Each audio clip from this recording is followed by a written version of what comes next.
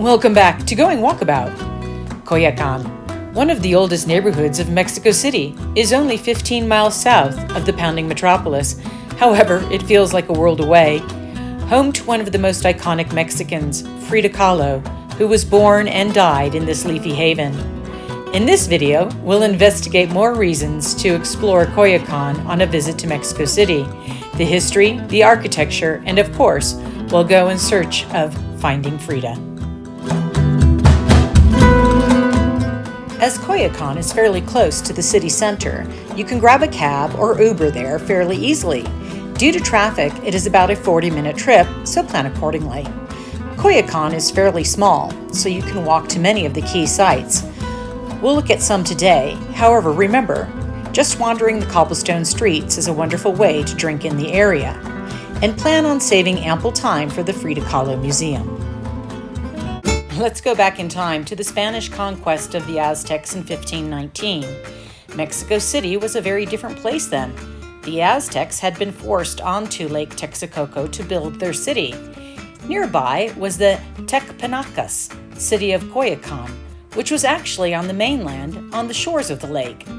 All of this is now Mexico City, which, as you can see, was literally built on water. The conquest of the Aztec Empire was orchestrated by Cortez from Coyoacan, making Coyoacan the first capital of New Spain from 1521 to 1523. It is said that Cortez could not have been successful without the help of a local woman called Maya. Maya learned Spanish and acted as an interpreter for Cortez. The relationship extended to a more intimate realm as she also bore Cortez a son, who was considered one of the first mezzo's mixed-race Mexicans. Things were quiet for a while. During the colonial period, the village remained independent of Mexico City, which allowed it to maintain many of its plazas and narrow cobblestone streets. Coyoacan now has more colonial homes intact than any other part of Mexico City. Many are family-owned and beautifully maintained. A great way to start your day in Coyoacan is at the Mercado de Coyoacan, which is one of the oldest mercados in Mexico City. Locals start their day at the mercado with a fresh breakfast of hot tortillas and ripe papaya. All types of foods are available, however, the bugs from Oaxaca get a lot of attention. You can have an omelet made with any of these insects. The Oaxacan people have used insects to add protein to their diet for over hundreds of years. The market carries everything from clothing to fruit and vegetables.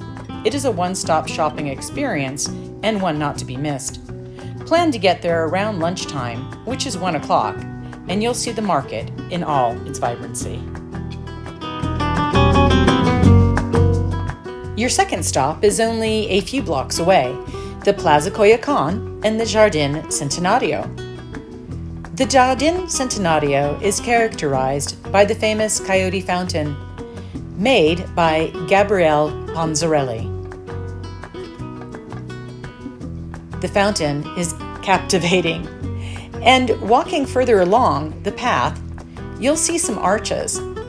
These preserve the access to the San Juan Bautista parish, known as the Arcos de Jardín Centenario, and they date back to the 16th century. The main church, which graces the square, is the parish of San Juan Bautista Church. Built between 1520 and 1522, it is one of the 3 oldest parish churches in Mexico City. The plaza outside the church is a great place to people watch, and you can see the Coyoacan sign. Across the street from the plaza is our third stop, the Mercado Artesanal Mexicano. This is a shopping area for clothes, rugs, handmade goods, a fun place to spend a hot afternoon.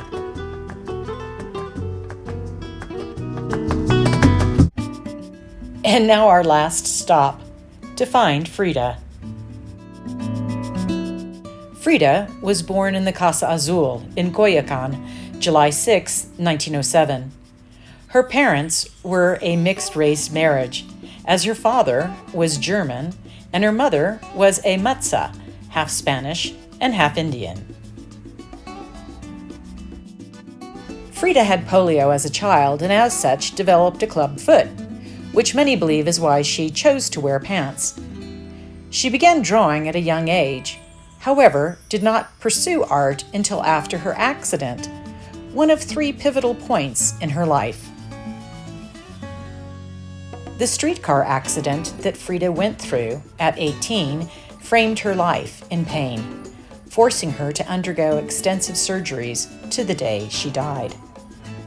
The second pivotal point was meeting Diego Rivera.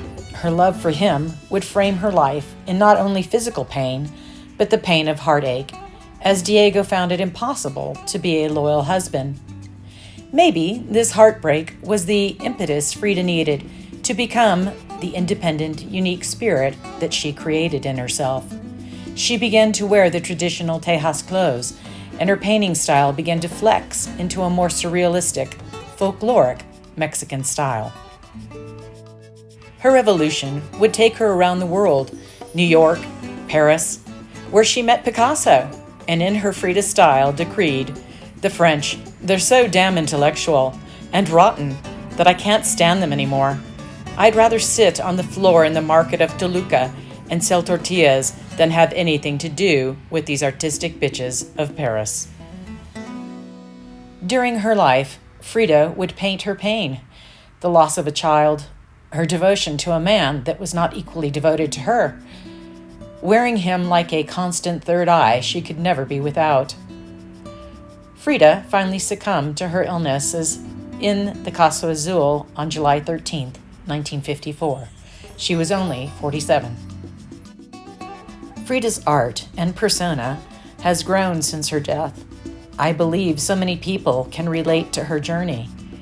And while her art is not necessarily the type you'd display in your home, many of us applaud the bravery she displayed at laying her life and feelings bare on the canvas. As she said the day before she died, "I hope the leaving is joyful, and I hope never to return." Our last stop is the Casa Azul in Coyoaca, one of the best museums in all of Mexico City. Plan on spending a couple of hours. The house takes up a corner of a city block and is quite large. Everything has been left intact, so you can get a real sense of her life. Diego Rivera bequeathed the house to the Mexican people. In the end, his love for Frida was as deep as hers for him. I truly hope you've enjoyed this video. Thanks so much for watching. If you have enjoyed the video, a thumbs up would help the channel greatly. Or better yet, subscribe. Cheers for now. We'll see you next week.